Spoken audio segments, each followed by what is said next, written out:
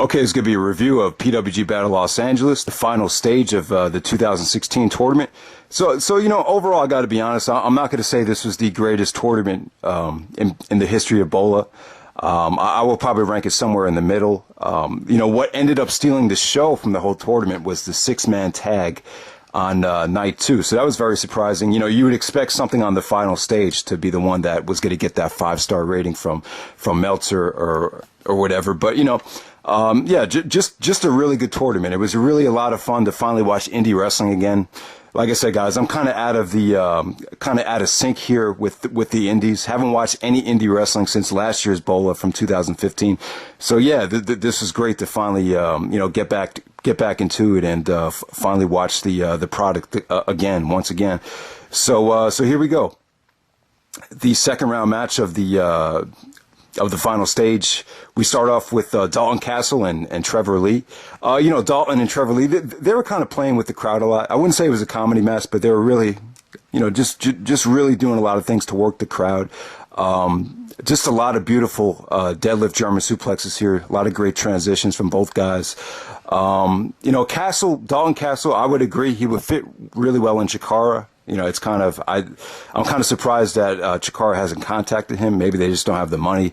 Last time I saw a Chikara show, they seriously looked like they were rebuilding, and maybe they were in financial trouble. I'm not sure. But, Dalton Castle, Trevor Lee, this was a friendly match. That's pretty much all it was. I think the finish was really cool. Someone in the crowd chanted, "Fuck TNA." And then Trevor Lee hit the finisher right away to get the victory. So I thought that ended up looking pretty cool. So there we go with that. Next up, you got Johnny Hennigan, or John Morrison, Johnny Mundo, Johnny Nitro, taking on Ricochet. These two guys had a match in Lucha Underground. I believe they went about 60 minutes. The name of the show is called All Night Long. So these guys have a lot of chemistry. They wrestled each other a ton, and this match looked like it. I thought this was pretty awesome. I thought this was a much better showing from Morrison than his match with Matt Sydal on the first night. Just a lot of nice springboard insecurities from him. A lot of nice, just a lot of nice sequences, a lot of nice high-flying sequences, just a ton of chemistry. These two guys, they look like they've been wrestling each other for years, so it was definitely good stuff. Ricochet ends up hitting the 680 after Morrison was trying to do some heelish tactics while the referee was down, but Ricochet gets the victory, and we move on from there. Definitely good stuff. Next up, we have Cody Rhodes taking on the villain Marty Scurll. Marty was kind of playing a goofy heel here. He wasn't really taking the match that seriously. Cody had his, I believe his girlfriend at ringside. She played the ring announcer here. She was the black girl, really pretty black girl that was the ring announcer in the WWE, I believe. So they obviously must be dating, and she's still supporting Cody Rhodes after after leaving WWE. And, like I said before, I thought Cody looked good once again. Just a lot of nice high flying, just a lot of high flying from him. You never really seen him as much of a high flyer in the WWE to my recollection, but he hit a lot of nice springboard maneuvers onto the outside. He does a beautiful moonsault too. Just really good stuff. But a referee went down. Marty was playing a heel the whole match. He actually, hit Cody in the nuts and actually got the victory here. So it wasn't a honorable victory for Marty Scurll, but Cody gets a nice send-off, and he tells the PWG fans that he's going to definitely come back. So there we go with that. Next up, we have the upset of the tournament. We have Mark Andrews taking on Chris Hero. Mark Andrews, great high flyer. He had that awesome match with Will Ospreay in the first round of the tournament last year. And, we got great progression here with Mark Andrews upsetting that young knockout kid, Chris Hero.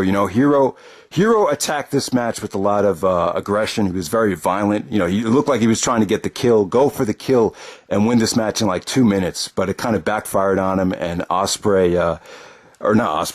Andrews ended up doing a beautiful hurricanrana to him, and he got the pinfall, and we got an upset victory here. Hero didn't take it too lightly and elbowed the shit out of Mark Andrews, but definitely a great upset here. You would expect Hero to get to the next round of the tournament after how they booked him last year, but definitely a nice surprise here. This definitely had like a 1-2-3 kid over Razor Ramon type of feel. So definitely that was probably the upset of the tournament. And then we have another upset. We have Mark Haskins defeating Kyle O'Reilly. Kyle O'Reilly, the former BOLA winner. and one of the biggest stars on the Indies goes down here to Mark Haskins. But this is great stuff. Haskins, you never really heard a lot about him. I haven't heard much about him. He definitely has like a, both Mark Andrews and Mark Haskins both definitely have like that Jerry Lynn, indie type of look, long hair, athletic guys. But, these guys aren't just, high flyers. Haskins really matched O'Reilly hold for hold with great, submission wrestling. Just some of the transitions into the heel lock, and Haskins transition into the sharpshooter, which is beautiful. Even O'Reilly busted out the triangle choke. And then Haskins just so many great counters here. He's a hell of a wrestler. Just a lot of vicious knee strikes, running knees to the head. I thought this probably will go down as the most underrated match of the tournament. I just thought this was really good stuff. So Haskins makes O'Reilly tap out to the sharpshooter, surprisingly. So next up we have Will Ospreay taking on Zack Sabre Jr. I'm sure these guys have had better matches in the past. I know these guys wrestled on some of the Evolve shows. Definitely want to see more of them. Like I said, guys, I could watch these two wrestle all day. This didn't go too long, so it definitely left you wanting more. But just awesome stuff. Ospreay wins the match with kind of a taste of Zack's own medicine here. I believe Ospreay goes for like a Phoenix splash off the middle rope, and then as he's coming down, Zack actually catches his arm and applies a triangle choke. Ospreay does a beautiful counter, and you kind of get that Zack Sabre Jr. Reverse pinning predicament. Kind of the same way, Zack would do it. Ospreay did it to Zack. So it was kind of like a taste of Zack's own medicine there. I just thought this match was, insanely good for the amount of time that it went. This might be the best match of the year. It'll go down as one of the best matches of the year that was under 15 minutes. So I'm sure these guys have had better matches in the past, but you got to understand, because of the tournament with fatigue, you kind of had to assume they were going to keep it somewhat short. Next up, we had the Young Bucks taking on Fenix and Pentagon Jr.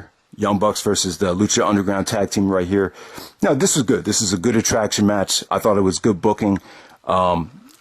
Definitely exciting stuff. Young Bucks actually go for a tope out of the ring into a indie taker or Meltzer driver, whatever they call it now. A ton of super kicks, a ton of high spots from Fenix, 450 springboards off the top rope.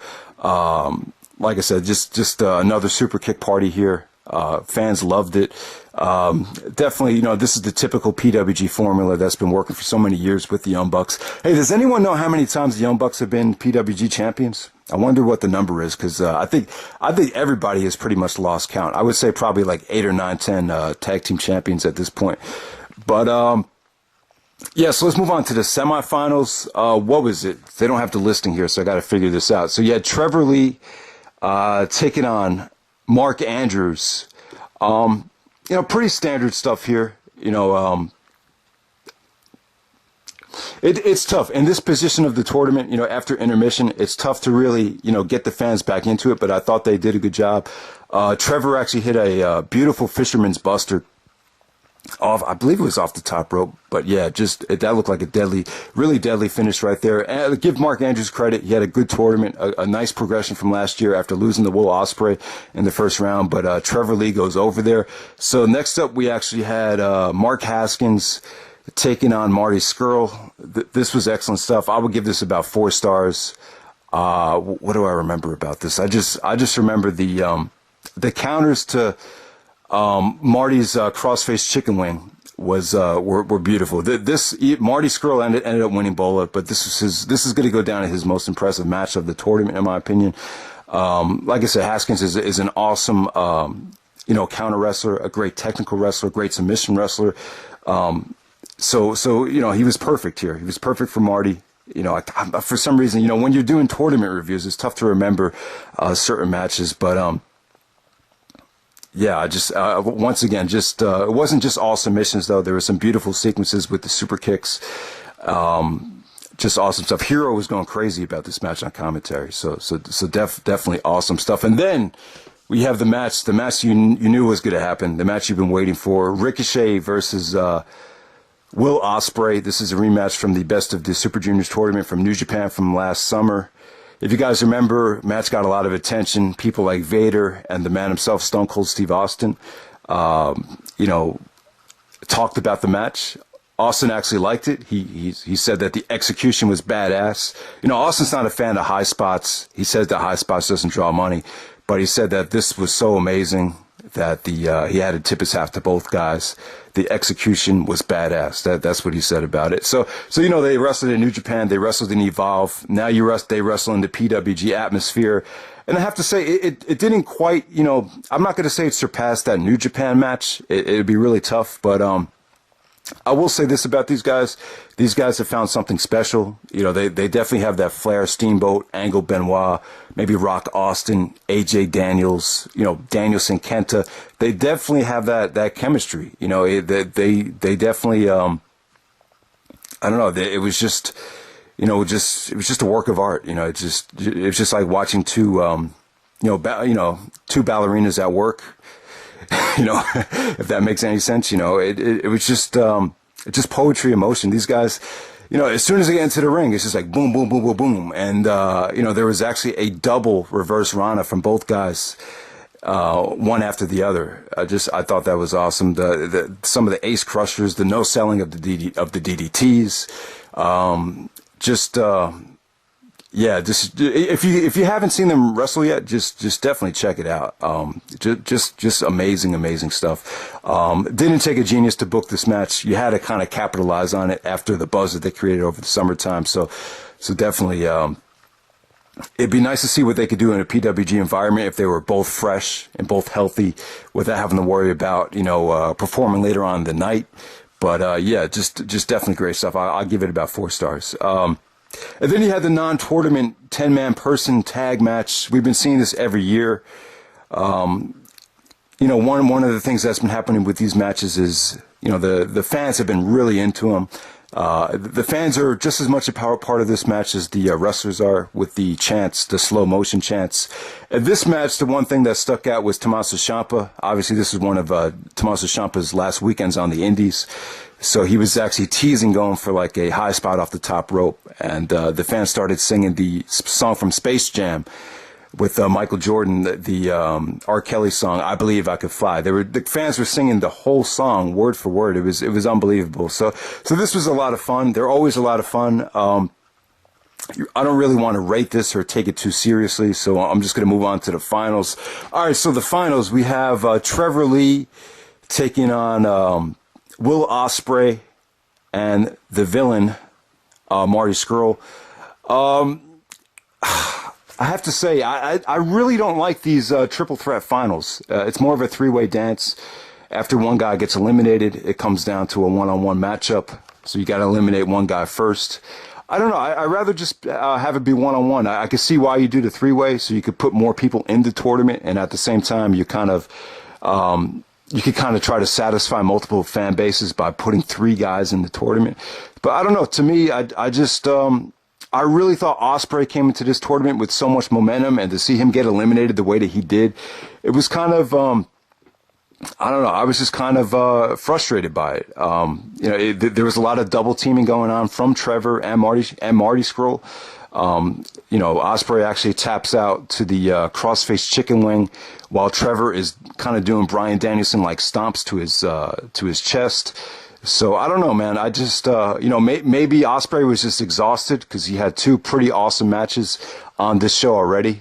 So it came down to Trevor Lee and Marty Scurll. You know, I'll give them credit here. They went away from the PWG formula. You know, there was definitely some high spots from Trevor Lee with his educated feet, and did some swanton bombs off the top rope. It was definitely exciting stuff. They definitely sold the fact like they were exhausted. They were kind of going for the same thing they went for last year, you know, giving guys punches and strikes, and just kind of selling it like they're giving everything they have. They were kind of going for the same story. But I have to admit, I liked last year's finals a little bit better. I thought they did a better job of selling the fact of kind of, you know, playing the part of being exhausted and just, you know, just giving it everything in the ring. I don't know, the finals, it just kind of felt a little underwhelming to me. So Marty Scurll makes Trevor Lee tap out with the crossface chicken wing. There was some great fight from Trevor to avoid the crossface chicken wing from Marty, but no, overall I thought it was good. You know, a a good main event. I just wouldn't say great. I wouldn't say it was jaw-dropping, but I'll give them credit for going away from the PWG formula of relying on a ton of near falls and high spots to satisfy the crowd. So here we go. So that's pretty much it, guys. I will recommend watching this show a couple times over before judging it because it can be exhausting. I would kind of compare it to reviewing or listening to a record, to kind of give it a couple spins and watch certain matches over again before giving your final decision on it, because it is an exhausting show, but not as exhausting as last year's finals, though. Last year's finals was a little bit more exhausting, but I did enjoy the three-way dance from last year a little bit better. But overall, this was still an amazing tournament. Zack, Ospreay, Mark Haskins, Mark Andrews, Ricochet had a great tournament. Cody Rhodes had a good showing. The villain, Marty Scurll, give credit to him. He won the tournament. He's definitely a great personality, a great wrestler. About Marty Scurll, I just thought the opponents they gave him last year were more fitting for him. I just felt like he was working with a lot of guys this year that he just wasn't that familiar with. And there was more of a feeling out process, like Pentagon Jr. and Cody Rhodes. Just two guys that, from different continents that he wasn't that familiar with. So I just thought, a better showing from Marty was if you haven't seen a lot of Marty Scurll, check out the match with him and Zack Sabre Jr. from last year's BOLA. It's probably the best representation of him, as opposed to what he did on this tournament. But, still awesome stuff. Still a great tournament. Everyone check it out.